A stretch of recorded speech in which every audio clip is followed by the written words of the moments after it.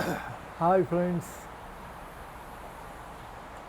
हम भारतवासी और भारत को एक बात समझनी होगी। दुनिया के सबसे महंगे इलाकों में अमीर लोग क्या खरीदते हैं? बड़े घर, बड़ी महंगी कारें नहीं, वो सबसे पहले खरीदते हैं पेड़ों की छाया, हरियाली और प्रकृति की शांति। मिसाल के तौर पे न्यूयॉर्क के फॉरेस्ट हिल हो या टोरंटो का ब्राइडल पाथ या अन्य कोई भी रिच एंड फेमस की रईसी इलाके हो, इन जगहों की असली कीमत वहाँ के पुराने विशाल और स्वस्थ पेड़ों में ही है। सड़कें पेड़ों की छतरी से ढकी रहती है, घर सुंदर दिखते हैं क्योंकि उनके चारों तरफ प्रकृति है। अमीर और मशहूर लोग जानते हैं पेड़ जगह को कीमती बनाता है, ये चीज़ उनको अच्छी तरह से पता है। लेकिन भारत में क्या हो रहा है? हमारे पास तो भगवान का दिया हुआ खजाना था, हज़ारों साल पुराने पेड़, मोटे मोटे पेड़, प्राकृतिक जंगल, हरी धरती। लेकिन हमने क्या कर दिया उसका? हमने उसकी कमर ही काट दी, गर्दन ही काट दी, सिर्फ सड़क चौड़ी करने के लिए। जो सड़क पहली बारिश में बह जानी है, सिर्फ खनन के लिए, सिर्फ ज़मीन हथियाने के लिए, सिर्फ बिल्डरों के प्रोजेक्ट के लिए। जंगल ख़त्म हो गए हैं, गाँव की पहचान ख़त्म हो गई है, शहरों में गर्मी और प्रदूषण बढ़ गया है, और सबसे बड़ा नुकसान एक पेड़ जिसे बड़ा होने में सैकड़ों साल लगते हैं, उसे काटने में 5 मिनट लगे। दुनिया समझती है कि पेड़ सोने से भी कीमती है।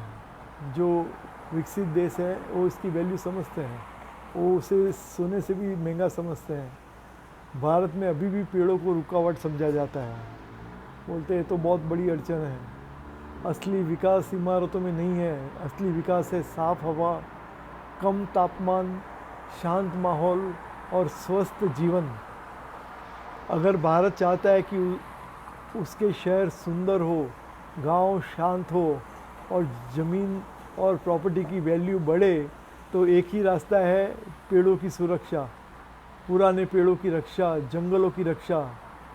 पेड़ रुकावट नहीं है, पेड़ संपत्ति है, पेड़ विरासत है, पेड़ जीवन है। अगर आज हम पेड़ों को बचाएंगे तो आने वाली पीढ़ियाँ हमें धन्यवाद देगी।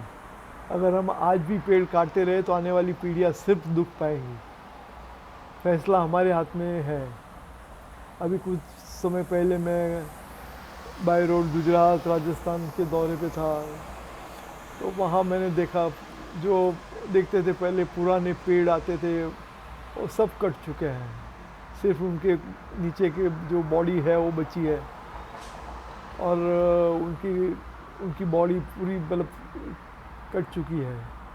काय के लिए? तो रोड वाइडनिंग के लिए। जो रोड वाइड तो हुआ, लेकिन वो रोड भी 1 साल में ही टूट फूट गया है। सो एक किस तरह का विकास है? ऐसा विकास नहीं होना चाहिए, बहुत हार्मफुल विकास है।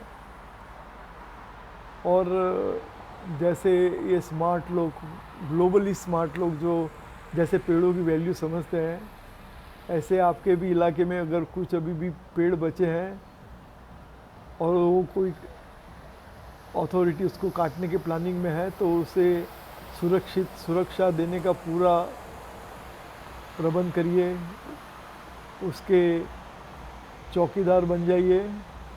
पेड़ों के चौकीदार बनना बहुत ज़रूरी है। Thanks for listening.